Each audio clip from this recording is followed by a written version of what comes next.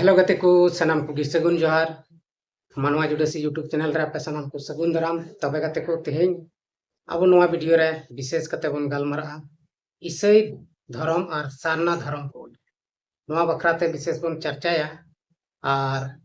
तीना हड़ ईसाई धर्म को कुसिया को कना से ईसाई धर्म रे हड़ को कुसी को कना और तीना हड़ दो एकाल तगी बाको कुसी कना बाको कुसी को कना तो तेलाबन लहा से नवा वीडियो बन बढ़ाई नामा अकय को ईसाई धर्म हड़ को कुसी को कना से अकय को बाको कुसी को कना और सारना धर्म को नितो लागुआ से बांग लागुआ नवा को रे विशेष बन चर्चाया अतो देलाबन बिनु विलम कते वीडियो बन स्टार्ट लगी तबे गते को अब बन बढ़ाई गया सारना धर्म को बखरा अडी दिन खन आंदोलन चला कना और नवा धर्म को नाम लगी ते आदिवासी समुदाय रेन नेता को आदिवासी नेता को से आदिवासी समुदाय रेन हड़ को सनाम नुकु को एकाल को पूरा पूरी जोर को लगाव का जे मेनते लागू होयो चाहिए आदो नुआ लगी ते पूरा आंदोलन चला कना और नितो नुकान समय हुई कना से हेज सेटेर कना जे नुआ धर्म कोड दो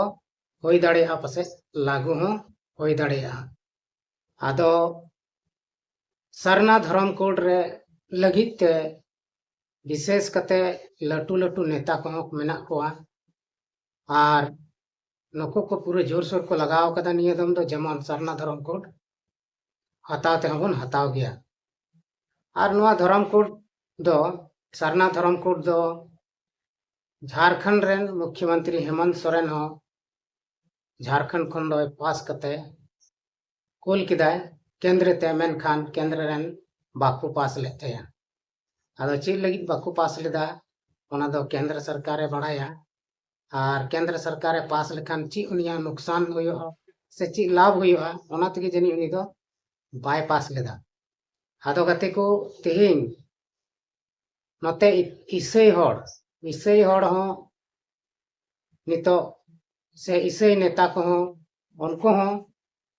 आयमा लेका को रोड़े कना रोड़ दो नुआ की जैसे नितो जाति जनगणना भारत देश रे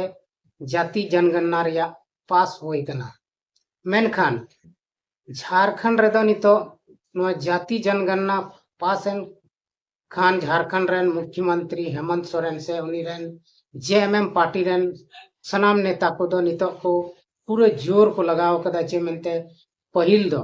सरना धर्म कोड पास हुई चाहिए इसके बाद झारखंड रे दो जाति जनगणना हुआ मेनखान नुकुआ ची हुदिस मेना से ची नुकसान मेना जे धर्म कोड बांग हेट लेन खान दो ची नुकसान मेना तकवा ओनाते उनको दो उन जोर को लगाव कदा नवा दो उनको को बढ़ाई दाड़िया और बखान अब हो अनुमान कते बन नाम दाड़िया के तबे गते को जाति और धर्म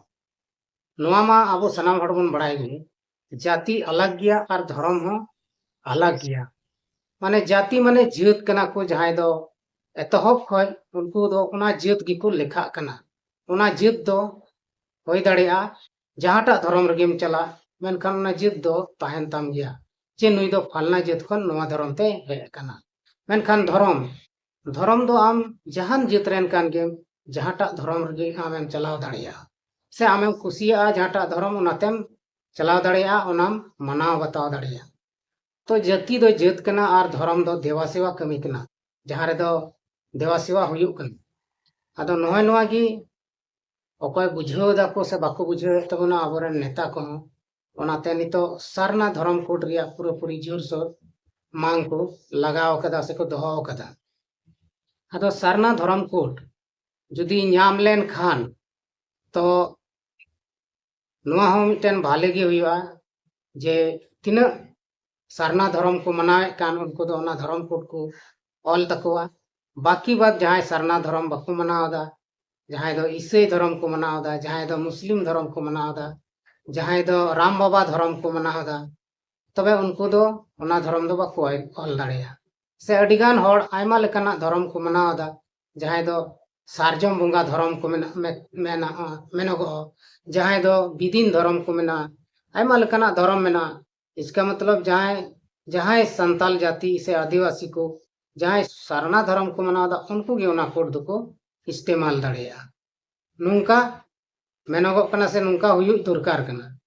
मेनखान आबो बोन नेला जे झारखंड रे से पूरा दिसम रे संताल से आदिवासी को अडिगान धर्म को मनावदा आयमा लेकाना धर्म को मनावदा तो उनको दो सारना धर्म को जखन नाम लेन का उनको दो आकुआ जहां धर्म कना ओना गेको ऑल तकुआ और जहां आदिवासी आरक्षण मेना ओना दो एटा धर्म को मनावे उनको दो बाको नाम आदो नोआ तीना हरी बेसा से बड़िया नोआ दो बाबन बड़ाई दाड़िया जुदी जहां बुया नोआ को बारे पे विशेष कते पे बड़ाई खाय तीना मौज हुयो तीना बड़ी हुयो कमेंट बॉक्स रे जरूर पे लई तबना अब बन नेल किना बाबूलाल मरांडी और चंपाई सोरेन नुकिन हो इसई हड़ विरोध रे दो पूरी मेना किना उनकिना मेन कहना नोआ गे मेना जे जुदी उनी हड़े इसईना तो उनी दोय नोआ आदिवासी समुदाय खगे अलग ना उनी दोय भेगार ना आदो आदिवासी जात दो उनी दो बाय लेखा से संताल जाति बाय लेखा तो चिकाते बाय लेखा उनी तो संताल कना मेनखान धर्म में बदल का धर्म दो क्रिश्चियन कना आदो चीज लिकाते नुकिन किन मेन दाड़े कना जे नुकु दो क्रिश्चियन एन खाय को जात हो बदलेन तकवा नोआ दो चीज लिकाते किन मेन दाड़े कना ओना दो बाबन बड़ाया और नुकिन दो एकेन होय दाड़े सारना धर्म रेन हड़ गे को जिताव का किना एटा धर्म रेन हड़ दो जनी बाको भोट कदा ओना तगे नंका किन मेने कना आदो बाबूलाल और चंपाई सोरेन नुकिन अपने आप रे झारखंड रेन मुख्यमंत्री बिना किन मेन जों कना नितो मेनखान नुकिन जाति धर्म रिया मतभेद किन एहो अकदा आदो ओना इयते नुकिन एटा धर्म रेन दो नितो पासे बाको कुसी किना नोआ दो एकदम क्लियर कटना जे क्रिश्चियन धर्म रेन दो नुकिन दो बाको वोट किना नितो आदो ओनाते नुकिन हिंदू धर्म से सरना धर्म पूरा किन गणाव को कना ओना धर्म रेन हड़ को उनको को वोट किना और नुकिन दो झारखंड रेन बना हड़ मुख्यमंत्री किन बिना आमी समय रहा से अगला 2029 रे चुनाव हुआ उनरे बना हड़ के मुख्यमंत्री किन बना मी हड़ दो चेदा नुकिन अड़ी मौज किन कमीदा हड़ लगी और अड़ी भागी किन रोड़े कना जे इसे हड़ दो कोई लाभ बाको नाम चाहिए मेनखान नुकिन जहां रे संथाल परगना रे नितो जोलहार से मुसलमान धर्म मनाए को से बांग्लादेश रेन मुसलमान है कते नोड़े को जवाई पड़ा को बनाव का से जवाई टोला को बनाव का आदिवासी से संताल कोरेन कुड़ी को सला बपला कते मजे को मरावे उनको दो बकिन नेल नामे को आदो नोआ दो अड़ी खुशी रिया बात कना चिदा उनको मुसले जवाई दो अड़ी मज गया को मेनखान नुकु क्रिश्चियन हड़ दो को बड़ी गया नुकु दो सारना हड़ा जहां जुड़ू कना जहां बखरा कना आरक्षण रिया उना को रेज को मेनखान उनको मुसले जवाई जहां दो फायदा लगी ते आदिवासी संताल कुड़ी को बपला हका को और उनको मतो बपला कते जहां कुड़ी गिबुन अगु को से जहां धर्म रेन गिबुन अगु को उनको दो आम बाबा हड़ जहाटा धर्म रे से जहाटा जात रे मने उनको दो उनार को हिजुक कना मेनखान नुकु जहां बांग्लादेशी मुसलमान कना को से झारखंडी मुसलमान कना को नोआ दो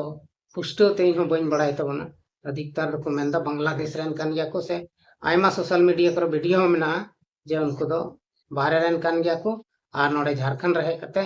नुको संताल कुड़ी को बुलाव के को और उनको सला को लव मैरिज किदा और को बपलायना और उनको दो ओना धर्म मुसले धर्म से मुसले जाति दो उनको दो बाको एम कवा कोन हा उनको दो साइड रे को दो का ओना धर्म दो उनको दो आदिवासी संताल के को लिखाए को चेदा से संताल आदिवासी को लिखा खान ओना रे उनको दो आरक्षण को नाम दा नौकरी चाकरी चुनाव एमान तिया ओना इयते नितो बारिया पिया संथाल परगना रे ओना गोड्डा पाकुड़ क्षेत्र रे मुखिया को बनाव कना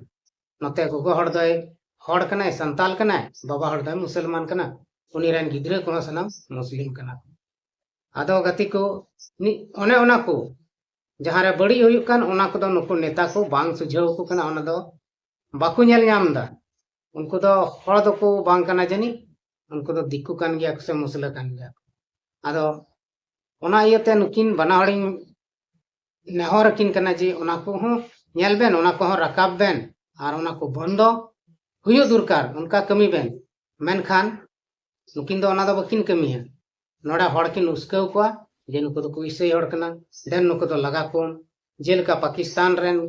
नवा भारत दिसम का को लगाए को से को कुल का को कना उनका गे नुकिना मने हम ना जे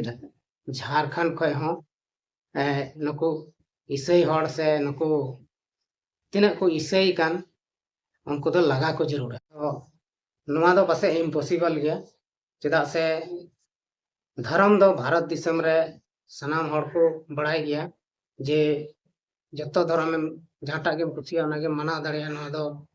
संविधान अनुच्छेद 25 खन 28 रे ऑल कना जे मेनते कोई भी धर्म रे आम मेनाम आम ओनाम प्रचार प्रसार दाड़िया और ओना हड़ को तलारे हटिंग दाड़िया से उनको कुसिया खाना धर्म को मना दाड़िया नवा संविधान रे ऑल मेना मेनखान आयमा ढेर बोया को मेना कोआ ओना संविधान चिक कना ओना को दो बाको बुझा और बाको बड़ाया और ओना लेका दो बाको कमिया उनको दो सीधा लड़ाई तपाम रको उतरा मेनखान नोड़े क्रिश्चियन जहां धर्म को अपना उनको दो लड़ाई से दो अड़ी कम गे मेना को और उनको दो उसरा दो बाको लड़ाई गदोआ जहां इसे धर्म बखराते बिस्ते बाको बड़ाया से बिस्ते बाको मना बताओदा उनको हड़गी बड़ी को कमी कना और लड़ाई तपाम से हो उनको को लाहा कना आदो नितो झारखंड रे से भारत दिसम रे जाति जनगणना लगिदो कना ना और नुआ जाति जनगणना लहा रे जहां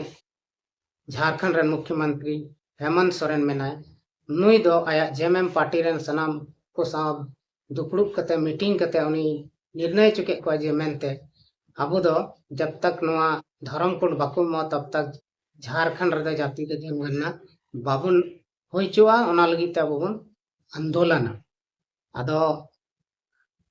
नुआ तिना सरिया से तिना ठीक से बांग ठीका ओना दो उनको को बड़ाई दाड़े जुदी आपे पे बड़ाई तबन का नेनेलिए से ऑडियंस को आपे हाँ कमेंट बॉक्स रे लई तबन पे और नुकाते नितो झारखंड रे दो पूरे जोरसोर नुआ धर्म कोड बखरा लड़ाई चलू कना आदो गते को नुआ दो ठीक गया लड़ाई हाँ जरूर कान गया मेनखान जहां सारना धर्म को मेने कान ओना दो अडी आयमा गान मेना को बिदिन हड़ हों बाको मनावदा चेदा से सारना धर्म दो ओना हो मिटन बनावटी धर्म कना और आयमा हड़ को मेनदा जे सारना धर्म रे दो जस्ती पूजा पाठ बनुआ जहां बिदिन धर्म रे मेना से बिदिन हड़ से संताल रे मेना ओना रे दो अडी गान जाहिर थान गोसाई हेरा से आयमा लेकाना थान को मेना आयमा लेकाना पूजा पाठ हुयुक कना मेनखान सारना धर्म रे दो एकेन मिटन गे को पूजा तहना और एटागा दो बाको मनाव तहना जैसे बाहा सोहराय एमान तिया दा उनको दो बाको मनावा मिटन गे को मनावा सोहराय मतो और ओना हो ओकाटा समय से ओकाटा महीना को मनावा नोआ दो गारंटी दो बनुआ आदो ओना इयते तिहिन अडिगान हड़ सारना धर्म रे विश्वास मेना को मेनखान अडिगान बिदिन हड़ हो मेना को जहां दो नोआ को विरोधा कना जे मेनते नोआ सारना धर्म दो आलेया दो बांग कना जहां आदिवासी संताल को मेना को उनको दो को मेना आलेया दो बांग कना और जहां बाकू बड़ाया उनको दो ओनारगी को मेना नुआ कान तले गया आलेया दो आदो गति को अबो ओकाटा कना आदिवासी संताल को ओकाटा धर्म कना से ओकाटा अबो बन मनाए कान ओना रिया मा कोनो आता पता के बनु एटा हड़ जहां को मनावदा ओना लगी की नितो आंदोलन शुरू कना और लास्ट स्टेज रे है ठीक कना आदो निये दम गे ना चेलका हुयुक कना होई हो दाड़िया बांग हो होई दाड़िया आदो अबो वीडियो रे नंका के बना हुआ तहन तबन पे जहां तिर की नया अपडेट हजू इन तुरंत खबर होना आदो नुआ इयते नित हबी अबुरेन हेमंत सोरेन दो ईसाई को विरोध तेदो बाय रड़ कदा चेदा से उनी दो सत्ता रे मेनाया ओनाते उनी दो बाय रड़ दा भितरी भितरी तेदो तिले चे रड़े कान गे जिनि नोआ दो बाबुन लई दाड़े से बाबुन बड़ाया मेनखान सामने रे दो अवरी हिजुग ते खबर करे दो जे ईसाई हड़ दो बड़ी गया को ईसाई हड़ दो बन बायकाट को उनका दो बाय मेन कदा मेनखान आयमा ढेर बोया मिश्रा अबोरेन मेना को जाय दो ईसाई विरोधी कना को आर नोआ झारखंड रे से भारत रे दो ईसाई विरोधी होई कते रहूं आम ची हम बाम चिका दाड़े चेदा से कानून दो उनका बनुआ जे मेनते ईसाई हड़म परेशान को आर नोडे कम लगा को उनका दो सिस्टम बनुआ तबे गति को तेहेñ आपे सनाम हड़ चिल का पे बुझाव दा नोआ कटिक मरंग वीडियो रे आपे आयमा लेकाना कथा को लई सदरात पिया जहां दो बड़ाई गया पे जहां दो बप्पे बड़ाया अदो जहां नोआ को बखराते आपे पे बड़ाई तबन खाय कमेंट बॉक्स करे लई तबन पे जे मेनते इसे हड़ दो नोआ झारखंड दिसम से भारत दिसम पे लगा को हुआ से उनको दो नड़े गे ताहे चो को हुआ से जहां इसे हड़ कान को उनको दो जहाटा को चक्री कान खाय आरक्षण युतुम ते उनको दो ना चक्री कन लगा अचो को हुआ से रेज को हुआ नोंका दो अंते ओकोयटा नेता को मेने कान उनको को बड़ाई दाड़े से उनको के सरी फैसला दो को एम दाड़े चाहे दो मेने को इसे हड़ दो धर्म को प्रचार दा से इसे हड़ दो को बड़ी गया मेनते आदो गते को नोय नुंका अब बन बड़ाई गया से बन नेले कना समाज रे अडिगान बड़ी हेना से बेबड़ी मेना जहां दो अब आदिवासी समाज तलारे बेसलुक दड़े बनाए और अबुआ जहां कथा को ना बाय मना बतावा आदो गति को दिलाबन तिहिया नवा वीडियो दो इनके गे और हां पुन न्यापामो कना नेक्स्ट वीडियो रे तब तक के लिए आपे सनाम को खन विदेय हता जों कना मा तबे बाय बाय।